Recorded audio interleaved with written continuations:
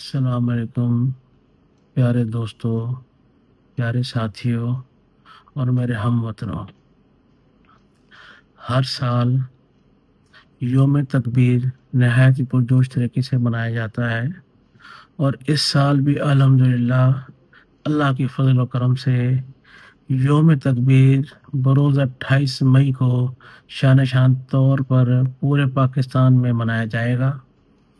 اور یہ سال اس لیے بھی نہایت اہمیت کا حامل ہے کہ اس سال ہم نے اللہ کے فضل کرم سے انڈیا نے جو جارحیت کی، جو فساد برپا کرنے کی کوشش کی، جو جنگ ہم سے لڑنے کی کوشش اس کو ہماری افواج پاکستان نے اور ہماری عوام نے کھل کر ان کے ساتھ مقابلہ کیا اور ان کو منہ توڑ جواب دیا۔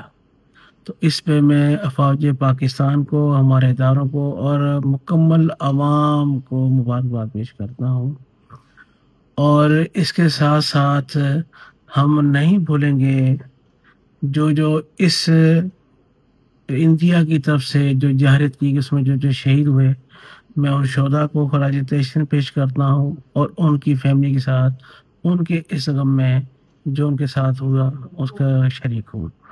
اور پلس میں ہمارے بولاری ایئر بیس کے اسکواڈرن لیڈر عثمان یوسف صاحب جو اس جنگ کی نظر ہو گئے، انہوں نے یہ شہادت جام پائی، تو میں ان کو بھی خراج عقیدت پیش کرتا ہوں۔